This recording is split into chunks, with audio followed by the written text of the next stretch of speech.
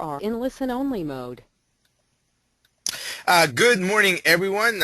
This is Armando Alas from ALM, along with Amalia. It's April 14th, our Tuesday LaunchPad session, and welcoming everyone here. Beautiful day for us here in Toronto, and I think that when the day is sunny and light and warm, we Torontonians get happier. So for the rest of the week, hopefully the ICs that I work with, I shouldn't be. They have I have no excuse to be grouchy at all because it's supposed to have a good weekend weather. So, Amalia. Yes, good morning, everyone. Welcome to this week's webinar. And for those of you who celebrated the Orthodox Easter, happy Easter to all of you. Okay. Excellent. Perfect. Thank you, Amalia, for that. I know that we have different holidays also here. So definitely look forward to an exciting pack of information. I'm still kind of getting over my pretty dry cough, so if I'll try to be to not to cough as much as possible.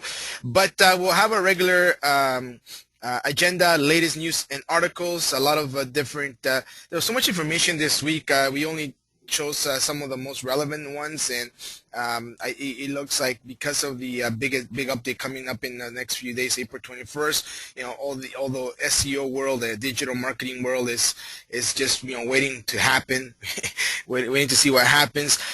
So definitely look forward to that. But before I begin, I do want to do a bit of a sound check. Sorry, I should have done that in the beginning. I always forget to do that. If you can just kindly type in, okay, I hear you. That'd be great.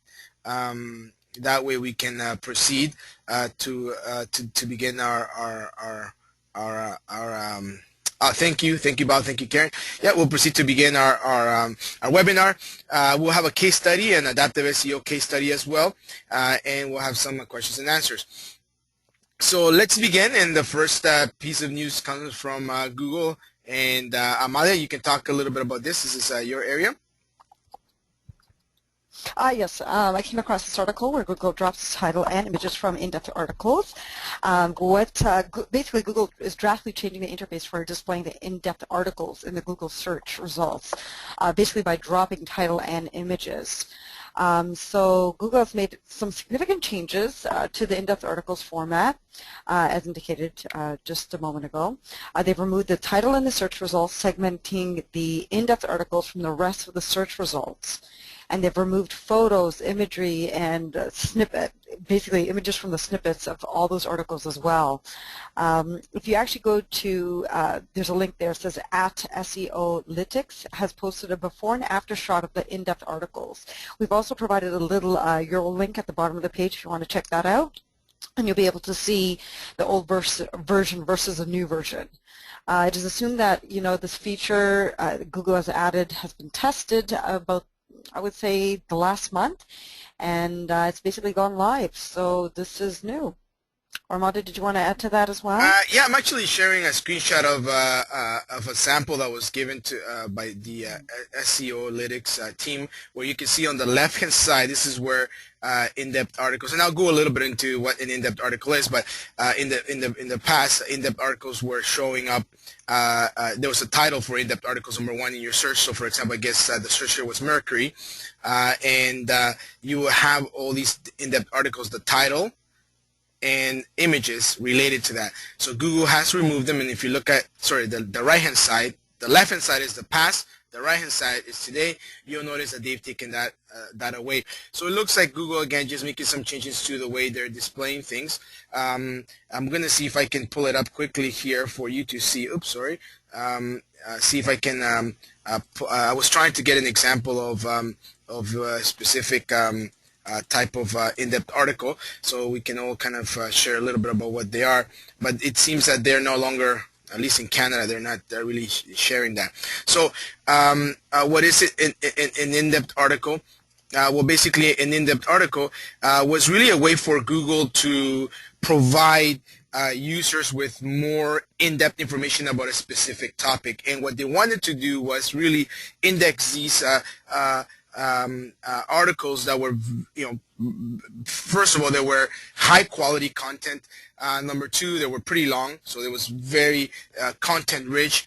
And what they were doing was, depending on the specific topic, they would actually post these up on the search results. So this is where, if you look at my screen right now, you'll see that this is on censorship, for example. That's how they were displaying before. And the whole thing about the whole benefit about having an in-depth article is that you get that not only that SEO authority, but it comes up pretty high on the search results organically, because it's part of the whole schema of the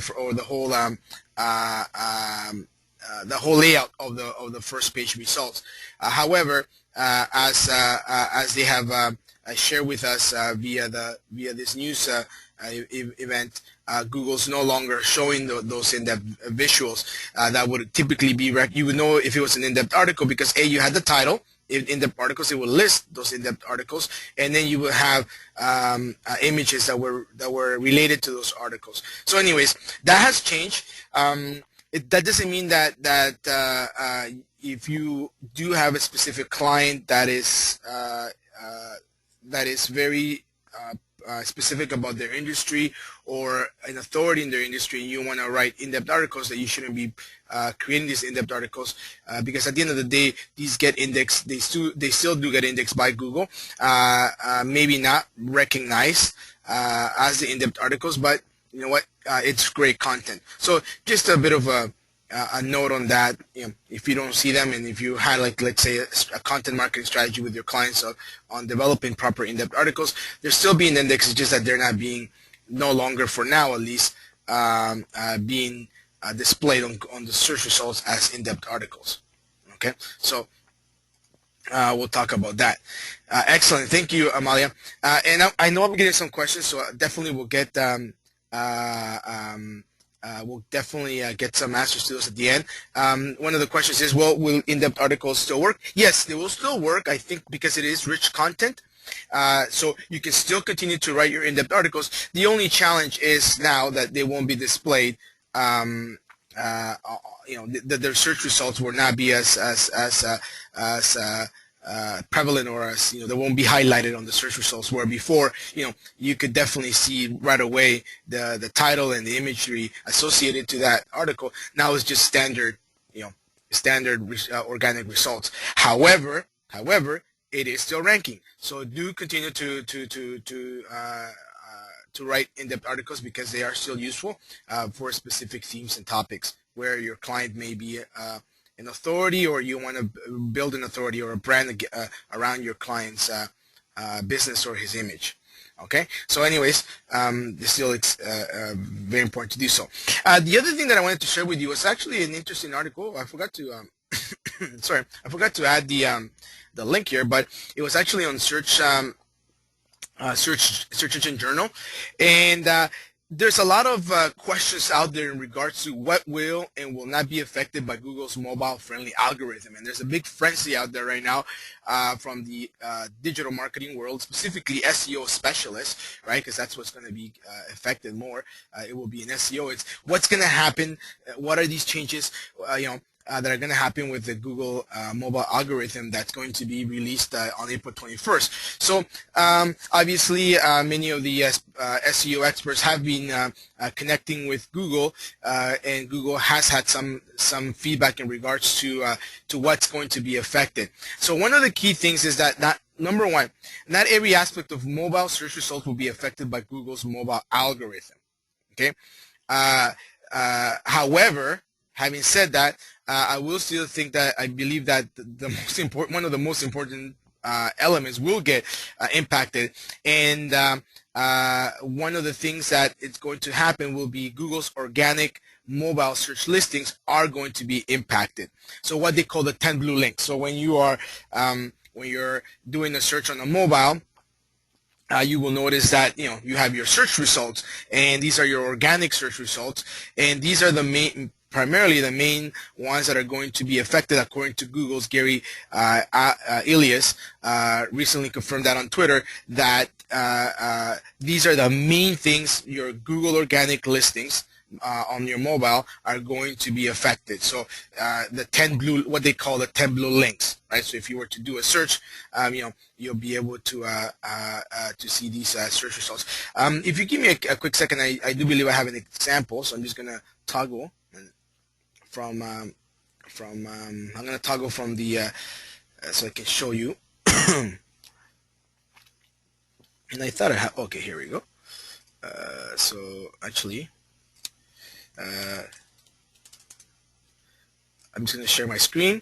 If you see a lot of movement, so if we were to go into junk removal Toronto, for example.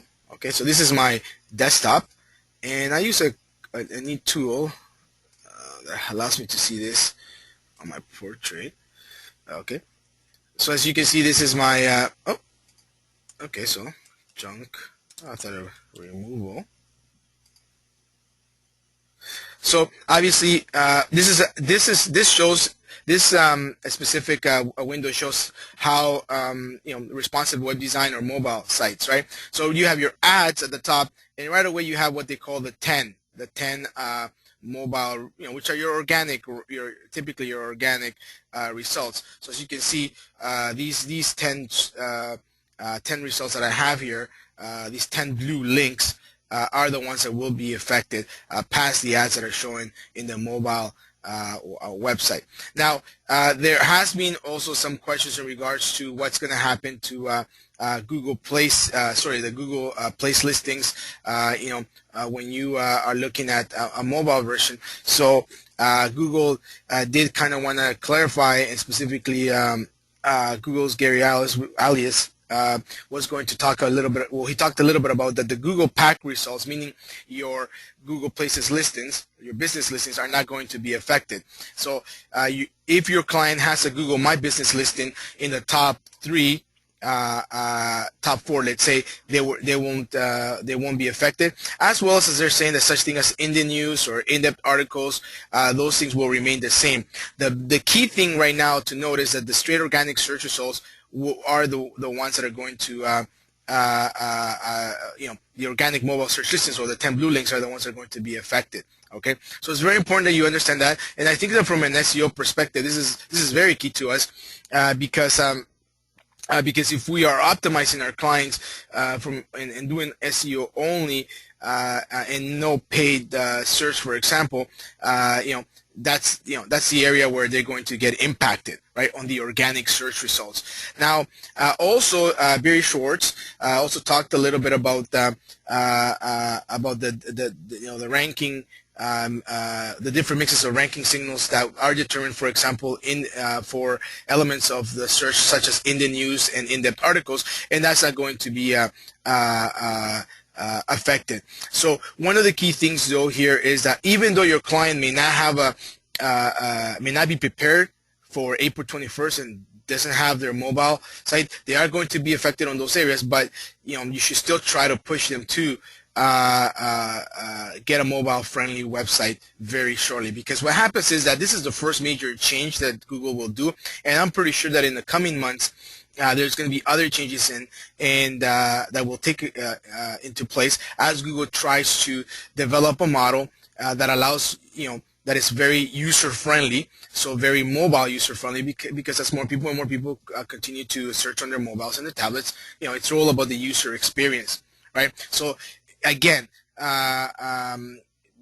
if your client site, let's say it's not responsive, it's just a straight normal desktop site, and they are ranking on Google, my Google Places or my listings, Google My Listings, my business listings, they're not going to get impacted, but that doesn't mean that you shouldn't be recommending or educating or consulting your client on the fact that they do have to look into mobile-friendly sites. Anyways, this is something to consider, because Google will, Google always changes things around, and you don't want to, let your client, you don't want to kind of relax on this action. You should still push forward that, okay, you missed the April 21st cutoff. Okay, let's look and still into developing a strategy for your website to be mobile friendly. Okay, so again, we'll see after April 21st what the aftermath of these changes are, and we'll keep you posted from our end as well. Because I know that even from our perspective, and this is the beautiful thing about adaptive SEO, is that we're at ALM, we're not really recommending, and we're not recommending that any client invest in adaptive SEO, because if they're not mobile friendly, it's going to be harder for us, WSI as a team, to help them rank organically. Okay, so we'll see what happens in the coming 1 or 2 weeks as these changes take into effect. But just wanted to let you know again that if you're, some areas are not going to be affected. Amalia? Yes, hi.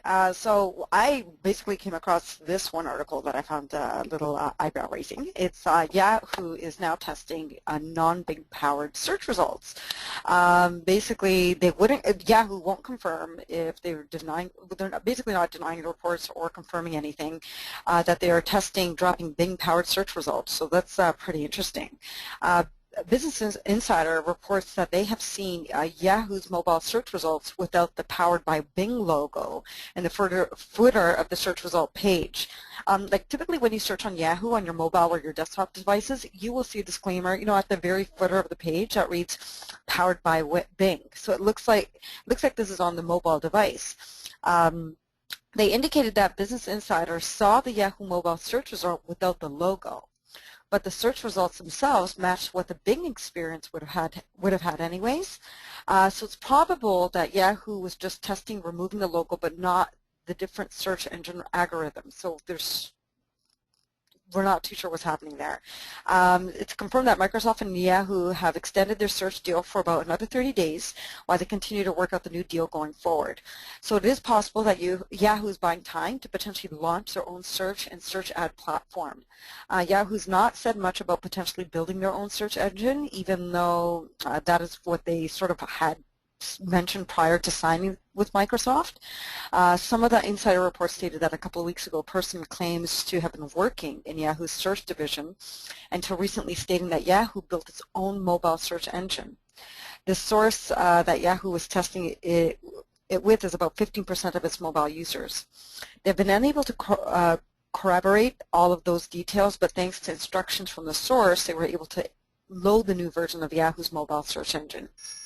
Meanwhile, a Yahoo spokesperson advised that search obviously is very important for Yahoo's business, so they're basically not confirming anything at this point in time. So that being said, will Yahoo soon have its own powered search engine? We'll find out. Well, a lot of speculation, right? And this continues to be the fact that they're in this 30-day wait as they continue to work out their new deal, Microsoft and Yahoo. So we'll see in the I think, well, hopefully by May this will be resolved. I don't think, I mean, unless you are really doing a lot of advertising online in Yahoo and Microsoft, it may have an effect.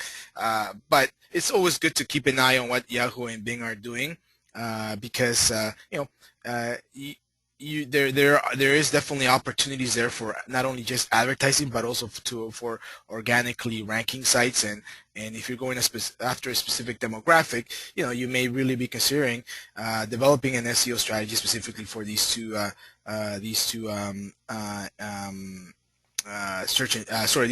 browsers, right? So anyhow, we'll keep you posted on anything that happens from Yahoo and Bing. Excellent, thank you, Amalia. I do have another interesting piece of news or article that was actually this one was released on Search Engine Land, and it has to do with Google Panda and Penguin. Sorry, and it has to do with the lack of real-time updates. And this is a challenge that's actually happening to many sites, and we've had many questions from ICs in regards to how the Google Panda and Penguin updates work. So I kind of wanted to take a little bit of time to talk a little bit about this, because it's very important that whether your client, let's say, gets penalized, or you are inheriting a client who has been penalized, you have to understand what's happening. So everyone thought that whenever you had your website was penalized by a Panda algorithm update or a Penguin, that okay, no problem. Let's try to fix it. Let's clean it up. Do what we have to do, and then immediately, maybe after 15, 20 days, or even a month, you can start seeing the new results because everyone thought that there was real-time updates to the fixing. But however, this has changed. This is something that it's very important because if you are engaging with existing clients or with prospects or new clients that they want you to help them clean up their site or remove any clean them up from these algorithm updates, you have to understand what actually happens. Now let's go back and talk a little bit about what Panda and Penguin is all about. Sometimes we forget what these updates were all about, so I'll kind of quickly go through those. Number one, so Panda was a filter Google used to identify low quality or what they call thin content, and and for many years this low quality and thin content used to rank really well, really high for these websites that were able to bypass Google's regular algorithm. So when Google actually ran the Panda filter, obviously many websites were penalized, and sometimes some websites were they kind of passed the first test, but eventually on the second update they got penalized, right? So what people thought that was, okay, so the filter that Google has set out in regards to this algorithm would run on a regular basis, and it operated in real time, where it wasn't something that Google had to manually do or schedule on a daily or a weekly basis. But you thought that as the robots crawl your website and identify that you had low quality or thin content, you were penalized. And obviously, like I said, if you were able to fix those errors on your site in regards to the low quality or thin content, after 1 or 2 weeks, robots will be crawling back, and all of a sudden, Shazam, right? Your website would start kind of ranking again. But it doesn't happen that way. As a matter of fact, the way it works is that every month or 2 or 3 or 4, Google reruns the websites, okay, through Panda again, and it's not scheduled, right? So what that happens is that even though your website's penalized, now you have to wait between the time that he has been penalized to the next time Google runs that update again in order to kind of get whitelisted, right? So again, many thought that, okay, I was penalized today, I'm going to fix this in the next week or so. It's going to get cleaned up in the next 2 weeks or 3 weeks. And I hope that in 30 to 45 days, maximum 60 days, my site is already, kind of up and running. But it doesn't work that way. The way it actually works is that, we have to, in order for you to get that authority back, or those rankings back, you have to wait again till Google runs the update again, so they can find that your site's it's no longer breaking any rules, right? And the same thing happened with Penguin, right? Penguin was aimed at severe web spamming and had to do with unnatural links, and like Panda, these updates run on a periodic basis. Okay, so key to note is that if any of your client sites, or you're looking at engaging a new client that has been penalized, do not promise a time frame on when, after you do the cleanup, when they'll be back up again in the rankings, and let's say there will be Penguin or Panda free, because given the fact that Google doesn't really have a schedule, it's more of what they call the Panda and Penguin waiting game. Okay. Now you can, again, this is what the author talks about, the fact that you can make all the changes to your sites in order to improve, right? Because you acknowledge that the site has a Panda or Penguin penalization, but it's a wasted effort until the next Panda or Penguin update happens, right? So any improvements, that are executed, they won't register with Google search results until they are cycled again through Panda or Penguin. So any information is pushed in Google's overall ranking algorithm. So it does take time. Okay, so the stakes are a little bit higher now, I guess, now that we understand this. But people thought that, okay, you know what, I have thin content or I have bad links, spammy links. Let me let me clean them up, and within 30, 45 days or 60 days, I'm going to be up and running. So it may take a little bit longer. And this is a key thing for the ICs, that we have to be careful in managing clients' expectations, right? Because it does take time. Okay. Now, the other thing is that Google doesn't actually provide any notifications, number one, to publishers if they've been hit by Panda or Penguin. You pretty much know why, because you start confirming that by knowing when an actual Panda or Penguin update has gone live. And if you notice that your traffic has dropped massively during that update, that's when you kind of realize that number one, you've been actually penalized, or number two, you run a links detox every so often, and you realize that, for example, you have all these high-level toxic links back to your site. And so just to let you know, for example, the last confirmed Penguin update happened around October 2015, and as a matter of fact, this was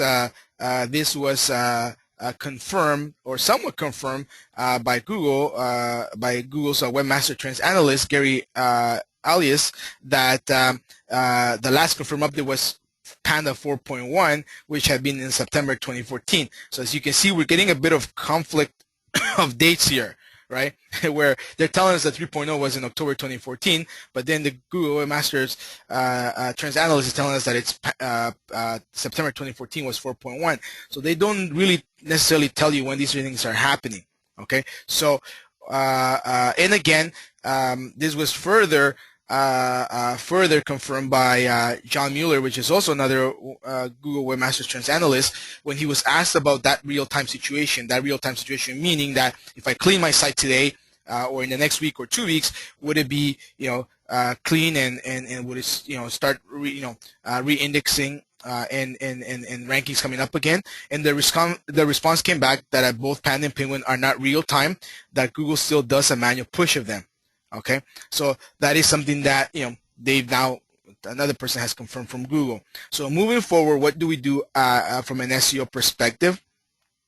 Because of the fact that they're not pushing updates in real time, right? And let's say one of your sites or your client sites gets penalized, you definitely have to wait weeks or sometimes months until a new push happens. So again, managing clients' expectations, specifically if they've been penalized, that, okay, I can clean your site, but don't sell them on the fact that within 30 days you can do it, because you can't control that. We can't control when Google is going to run the updates again for Panda and Penguin. It's not based on real time, right? So if your prospect or client has been penalized, definitely educate them that it's going to be some time for them to fully recover, and it's really beyond your hands. It's beyond our hands. It's beyond their hands, because it's really up to Google when they're going to run another update. Okay, so I wanted to share this piece of information because sometimes we do get these questions in regards to websites being penalized by Panda and Penguin, and how long does it take for them to recover. In reality, it's really based on what we're seeing and what this article talks about, and from sources at Google, it is the updates don't happen regularly or in real time. So definitely these are manual updates that we pretty much have to wait till the next one occurs. Okay, so great article. If you hopefully before the end of the LaunchPad, the webinar, I'll be able to kind of post it up. But there's a lot of good information if you want to learn more about this out there on Search Engine Land and other sources. Excellent. The other thing that I wanted to share, just moving on to other news that are non-Google related, Bing has actually recently revamped their mobile homepage. And according to Bing, they've actually made an announcement that this is a total redesign of their homepage for both iPhone and Android devices. Now they call it a significant redesign, and I'll be honest, I wasn't able to get a screenshot of what it was showing prior to the change, but it looks like they're making things a little bit friendly, where you can actually swipe, for quick searching capability. The interface is nice, is now swipeable up and down. As you swipe, you can unlock the ability to see the home page, image details. the popular now topics and access to your Bing accounts, rewards, summary, and much more. So there's a little bit more that's happening. If you give me a quick second, let me see if I can take a bit, provide a better screenshot than this one. As I thought it'd be interesting to share this with you. I don't know if I was able. Oh yeah, here we go. Just give me a quick second. So this is how they've pretty much announced to everybody that they got a complete makeover. This is the first screenshot here. It shows, on your mobile, we show the first version, what pops up when you open up the browser. Then when you type in something, you now have your popular now, and as you scroll down, this is what they call the image of the day in the first one, and then they have the popular now, what's kind of trending, I guess. And then as you scroll down, you then start looking at Bing, what they call their Bing Rewards program, and you can manage your settings. Then you have the other links like privacy, legal, and ad info. So I guess this is an effort for them to try to get more people to add Bing as a browser on their mobiles, right? So it's again following Google's footsteps in regards to focusing on the user experience on mobile, right? And obviously other tablet devices, right? So it's an interesting change that they've made. And let me see if I kind of capture it. You know what? It looks like in Canada they haven't done it. So when I go to the Canadian version, this is again the tool that I use, and I think somebody was asking me a little bit about the tool, and it's a Google tool. I'll give the name in this after. I don't have it in front of me, but I'll give you guys the name. So if you can see here, this is the Canadian version with the tree, and as I scroll down, it kind of tells me a little bit about the picture of the day. Then I have my settings. In Canada, they're not showing the rewards or anything else, but in the U.S., they're actually showing popular now.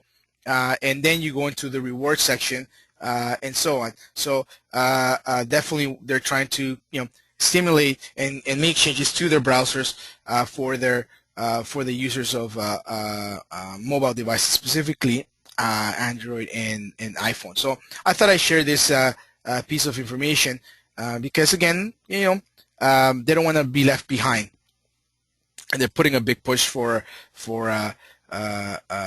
stay within the grasp of Google in regards to the usage of mobile users, their browsers. Okay, let's see what happens in the next few months in regards to how effective these changes are for Bing. I will tell you that again. I kind of mentioned this about 4 to 6 weeks back. I was at a CIO dinner. One of the ICs from Toronto had invited me to go to this dinner. Great dinner. Met many of the CIOs in the Canadian, at least from the Toronto region. And one of the CIOs that was there was Microsoft CIOs. And even though he's the overall Microsoft CIO, very, very knowledgeable in regards to what's happening with Bing and his excitement. He talked about where they see Bing playing a key role, not just on desktop, and beginning to or continue to fight for I guess overall search supremacy, right? But he was very excited about their projects in regards to mobile usage, right? And as well as they plan to I think if I recall, Microsoft teamed up with Motorola, I think it was, and they were looking at putting the Bing browser as a default to all their mobiles, to all of their gaming consoles, etc. So he was very excited, and it means that they're also placing an effort in these areas. Excellent. Okay, so moving forward, I wanted to share another interesting piece. This was actually an article. It was a bit of a summary article, but it was a lot of nuggets of information here. And 5 ways to use your competitors to gain SEO momentum. So this is more of an SEO topic that I wanted to share with you today. Every week we're going to try to see if we can bring in, paid search, SEO, social media, etc., web design, etc. So this week we're going to be talking about 5 ways to use your competitors to gain SEO momentum. And sometimes we get caught up as you know, if let's say we are managing our clients' SEO accounts, or we are doing the SEO ourselves. In some cases, some ICs do that. We get so caught up in what we're trying to accomplish ourselves that one of the things that we always neglect is our competition. So you know, which is a great way of gaining insights and applying best business practices to our own SEO strategies. So the author who wrote this article on Search Engine Watch talked about 5 key things that we could be doing in order to outperform our competition by looking at what they're doing. So he talked about 5 key things. We're going to start off with number 1, link profile mirroring. So this is all about learning how your competition is building their inbound links. Okay, so as you know, finding quality links is, it's very challenging, and sometimes, you know what, after you're deploying your link building strategy, you typically may run out of directories and local directories, or local or places to look at to add local citations, right?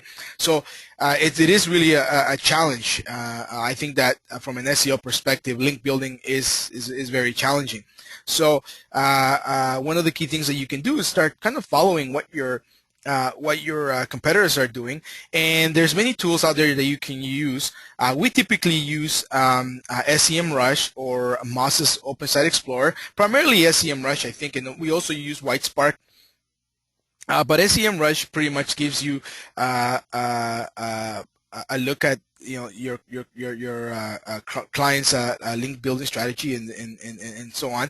And in our adaptive SEO and SEO campaigns, part of our initial research is looking at competitors' links, right? So we'll look at 2 or 3 or 4 of the website's competitors, and we'll see where the links are coming from, right? And where they're linking, where they're linking, and what page they're linking back to. And this allows us to definitely study what the competition is doing and seeing what we can pick. What are those best links that we should be looking out for, and potentially try to get in there. Right. So now, doesn't mean that you're going to copy your competitor's link building strategy directly 100%, but you can use them as what they call an inspiration to borrow some of the same sources for your own efforts. Again, you don't just run the link profile on your competitor and just copy everything that he's doing, because you never know, how the level of quality for those links, right? So it does take a little bit of time, but if you do you can definitely find some gold nuggets by doing this process. Okay, so that's very important. The other thing is it's content insights, and I think that this is also very crucial, very important to get ideas by looking at your competitors' content strategies and gaining new insights about your audience and new avenues for your content. Okay, so maybe on a monthly basis, or I would say on a monthly basis, at least on a monthly basis, you're kind of reviewing what the competition is writing about, right? You want to know what type of articles they're talking about, what type of blogs, etc. I kind of move forward here. Give me a quick second. And the whole key thing is for you to try to understand, how people are reacting to the content they're writing. What topics are they choosing? Are they attracting a lot of comments and shares, which is very important too. Don't just don't just try to write content for writing content. You also want to have some level of engagement, right? So by looking at your competition, you can start kind of seeing some trends and having some ideas for your own content marketing strategy. Now, another thing that I also recommend, and I kind of always recommend ICs do, is that if you don't want to look at the competition, why don't you look at, let's say you're looking at a plumber or a carpenter, let's say a plumber or a lawyer or a dentist. Don't just look at dentists around your area. Why don't you look, if let's say your client is a dentist in Seattle. Well, see what people in New York are doing, right? See what other dentists in LA, if they're into cosmetic dentistry, right? What are other dentists talking, writing, blogging about in New York or Chicago or Texas, Dallas. So try to think a little bit outside the box to get some insights in regards to your content marketing strategy. Yeah, it will take you some time, but at the same time, it'll give you definitely it'll give you some ideas. Now, you don't have to again duplicate what's they're talking about, because that's not the whole thing here, is to replicate exactly word by word or topic by topic. But the whole thing is to kind of gain broad insights about your audience and customizing that strategy to appeal to that audience, right? Getting ideas. Don't get just stuck on the same rut, because sometimes I know that clients may not be good at providing you with content marketing ideas, so it's really up to you, right, and the production team or you and your in-house team to develop these ideas. And this is an area that you can potentially do that. Look at the competition. The other thing is local industry articles. So one of the best ways to gain rankings quickly are for you to write, industry articles, based on long tail keywords specific to an industry and geographic location. Now here in this scenario is, you'll be able to focus on your niche, what your client's business is all about, and the region, which will definitely give you a competitive opportunity to rank high in Google. So again, thinking outside the box, focusing a little bit more on writing objectively useful articles about the competitive landscape. So the author of this article talks about, for example, talking about the best lawyers in Dallas, Texas, right? And obviously you talk about your client, you may talk about your competition, right? And give them some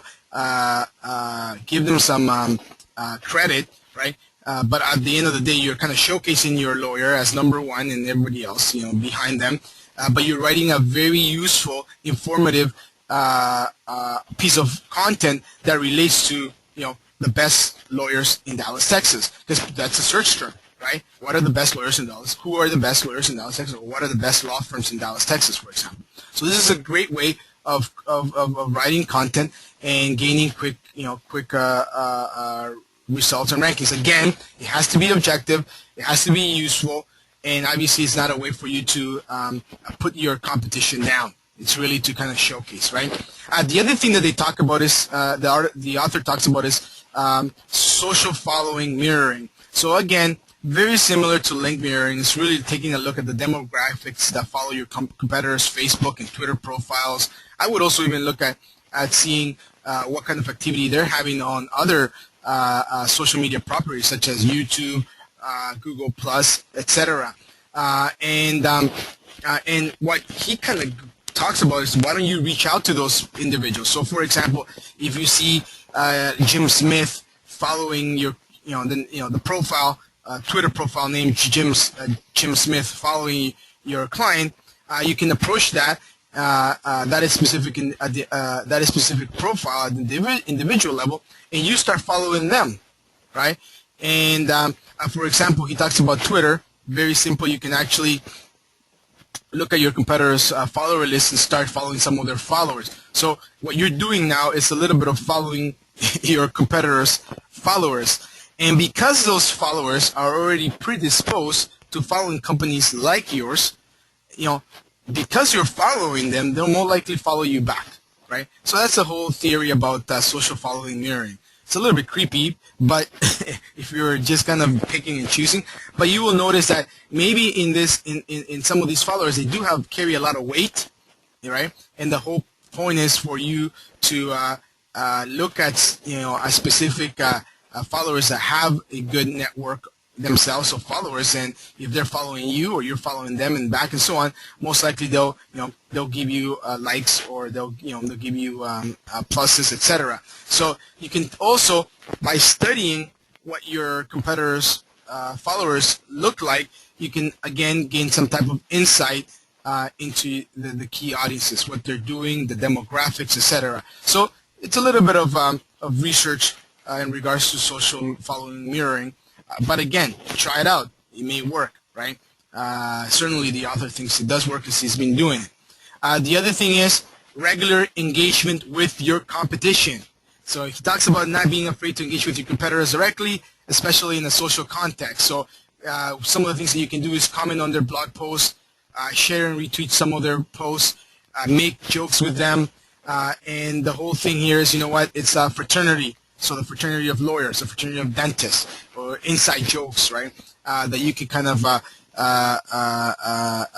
make a comment on their blog post, and obviously they'll appreciate the extra visibility. They may be a little bit surprised, but because you are engaging with them and you're commenting positively on their blog posts, they'll also they will also give you they'll respond to you in kind and may actually give you leave some positive comments on your blog post. So again, it's a whole sharing fraternity, creating that engagement with your competition from a very positive perspective. So again, this will help both his brand and your brand. So in this case, let's say you're looking at the lawyer example, for example. Maybe your lawyer focuses strictly on civil law, and then you look at other lawyer sites where they focus on corporate law, right, or different areas, and look at related articles that are of interest to your industry as well, to your vertical as well, and comment on them. So again, similar thing with dentists, right? Let's say you're more of a family dentist, your client's more of a family dentist, and then you comment on an orthodontist post, right? So it's kind of thinking a little bit outside the box. You don't have to follow all of these 5 ways, but think about it, and test it out. And that's a beautiful aspect of digital marketing as a whole, is testing things out and seeing how that works. But here you have 5 areas, 5 ways to use your competitors to gain SEO momentum. So I hope that you can take some notes from that. Excellent. Just 1 second here before I move on to the case study. And this week's case study that I want to share with you is actually a case study. It's a family pest control case study. It's a family-owned pest control provider in San Antonio, Texas, and we wanted to share this adaptive SEO case study. I'm not sure if Amalia is still on, but I know this is one of Amalia's working with. Amalia works with the IC directly on this client. So let's talk a little bit about Family Pest Control. It's again a company based out of San Antonio, Texas, family-owned, family-operated. They're a pest control provider in the area. So what are some of the challenges or challenge? Well, in this case, it was challenges. I forgot the S there. Number 1, the client was not happy with the previous provider. They were doing some paid search, and they were not happy with the results they were getting. They were not getting any results in regards to traffic, conversions, etc. And at the same time, during this period, the client's website was going through a relaunch, and many of the pages were pretty much either little to no content at all. So they were pretty blank, right? So obviously, with that type of a website, you're not going to get any indexing or proper indexing, or let alone ranking, right? So that was a challenge. Another thing is that the client obviously wanted to increase their online presence organically in the San Antonio, Texas area, which I will tell you, it's somewhat of a competitive market, not a hyper competitive, but has a good level of competition. And the client obviously at the end of the day wanted to increase online inquiries. And one of the other challenges that we faced was that we, pre-campaign, so prior to launching the adaptive SEO program, there was no analytics installation, so we had no historical data available to look back into. So what was the solution? After working with the IC, looking at the challenges, reviewing the website and what the client wanted to achieve, we decided to implement a 10 keyword optimization, our silver adaptive SEO strategy. And in this case, because the IC was responsible for developing the site, it was great working with the IC throughout this process, because it can be very tricky when you're looking at a redesign, and sometimes you forget things such as, important things such as, 301 redirects, if you're making changes to the URLs, adding a robot.txt file, there's a whole setup component, Google Master Tool. So in this case, because the IC was responsible for developing the site, a lot of our technical and content recommendations were implemented very swiftly. So again, working together with the IC. Lessons learned: we were able to adapt on the fly. to best business practices and develop optimized on-page content for the client's blank slate. So there was pages with very little content or no content at all. So one of the key things that we had to do was focus a lot on the on-page content. At the pre-launch, the site had some great rankings. Our goal was to maintain and improve those rankings. Now, the rankings that they had were, I wouldn't consider them so great because I'll share them in a second. But it was a good start, right? And the good thing about the adaptive SEO, and I don't want to coin the term, is like SEO on steroids, but you kind of start seeing, because of all the efforts that you put towards it, you kind of start seeing a big spike in organic traffic right away. Okay, so typically with traditional SEO, you will see results probably in 6 months, 9 months, etc. But with adaptive SEO, we're starting to find very quickly some quick wins, right? And those quick wins are quick wins that you can share with your client to continue to develop their confidence on your program and your approach. So definitely takes time. So having said that, SEO on steroids, I don't want you to think that adaptive SEO is the answer to everything, because it does take time. And in some, depending on the level of competition in the industry, some verticals are tougher than others. But in 2+ months that we've kind of looked at this project we've managed, we've seen some great results. So let me share some of the results with you. Right now we're in month 3, so unfortunately I wasn't able to get the month 3 report. So I took the liberty of just looking at month 1 and month 2. So as you can see, pre-campaign we had no data. Month 1, this is month 1 after implementing the strategy. You can see that right away one of the areas of increase was our Google Organic. So if you look at this number, it's over 100% increase in traffic organically. Our direct traffic did not increase at all, but you can start seeing that right away after month 2, we're starting to get some good results organically, right? Again, percentage of new sessions because of the organic traffic went up by a few percentages, right? Sessions went up overall. Here, if you look at this from month 1 to month 2, there was that increase. Page views was high. It was the result of the Google organic traffic that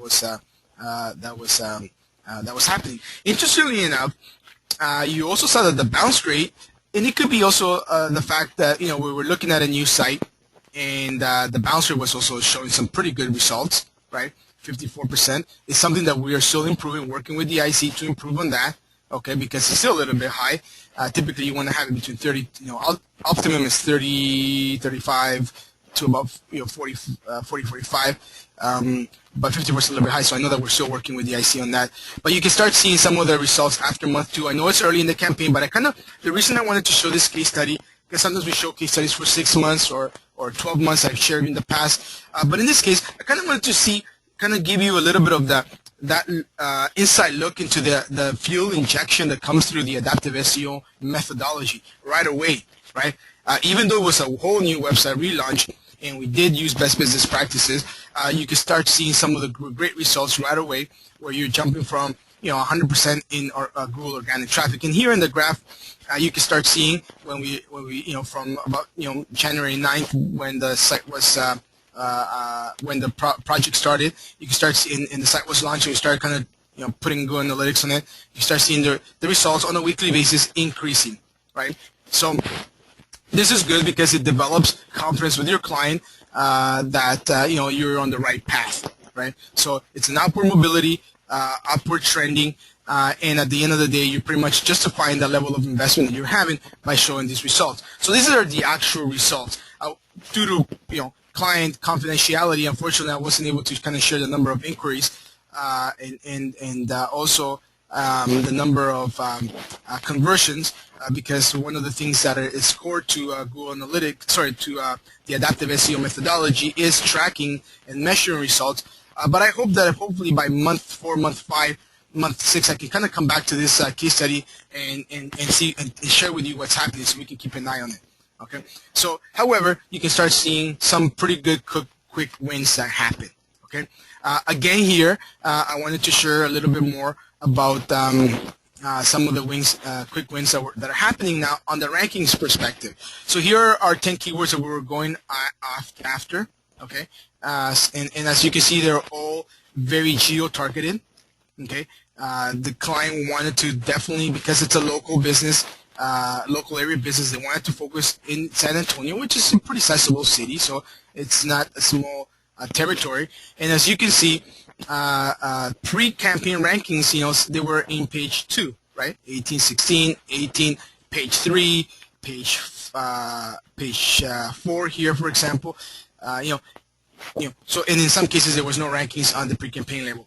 When we went to month 1, once we implemented all of the on-page optimization, got the content, got the website up and running, after 30 days you can start seeing the quick wins in some of these keywords, right? And again, it had to also do with the fact that we did believe that there was a level of SEO authority on the site. It's just that this site wasn't optimized properly, right? So you can see that in some keywords, right away you kind of move from page 2 to page 1 to top 5 on Google organic rankings, right? In some cases, it's going to take a little bit longer. Like, for example, road and removal San Antonio, a little bit more competitive keyword. They're in page 4. Now, then we move to page 3. Now we move to page 5. I think this is page 4. It's page 4 again, but we move down a little bit. Then we move to page 3, right? So you can see that some keywords like wildlife removal San Antonio, again, a little bit tougher. Again, we're only month 2. So you also have to realize that our content marketing strategy is probably only focusing on the top 3, top 4 keywords at the top. As we move along the next few months, I will tell you that these rankings are going to go down, right? But you can see some of the results that are happening. The other thing that happened here in regards to results was the Google Places listings. Now they did have some pre-campaign. They did have some listings, but it wasn't properly optimized. So what the team did was we were able to address that by optimizing their Google business page, and you can start seeing that Google Places rankings right off the bat on month 1 start getting some good rankings, right? From nothing to 5.5, and you can start seeing some progression as well. It's going to take time, but you can start seeing that in just 2 months. We've managed to have almost all of the clients' organic keywords increase by approximately a page or so in some cases, right? Obviously, lawn service San Antonio, highly competitive keyword, because not only are we competing with family pest control companies, with pest control companies, but also gardening and lawn service companies, right? So I know that this keyword is going to take a little bit more time. However, some of these results that we've generated in the past 2 months have resulted, if we go back have led to the increase in overall organic traffic. Anyhow, just wanted to share with you this case study. If you have any questions, feel free to let us know a little bit about us, our offerings. Again, you can always contact Amalia or myself if you have any questions. I do have a few questions coming through. One of the questions is, how are you collecting Google Places ranking data? At this stage, we're doing this manually because it's very hard to keep track. So we keep that on a manual basis. I noticed that my client has a big jump in traffic in the first month as a result of work of auditing the SEO performed. How best to remove traffic, this non-customer traffic? That's a question by Mark Patton. Let me take this question offline, Mark. I'll definitely email you, and I'll definitely email you the tool that we're using. It's actually a Google app. If you go to Google app and look at mobile-friendly Google app tool on google.com, I'll give you that tool that I'm using to look at the websites. But I'll take these questions offline given the time. I want to thank everybody for being part of today's webinar. Definitely, please don't forget to rate us in K2. Give us your thumbs up, give us your feedback, and hopefully this has been a great webinar of information. Amalia? Yes, thank you everybody for joining us this week, and we look forward to next week. Take care, have yourself a great week, and go close some deals. Take care, bye-bye. Take care, bye-bye.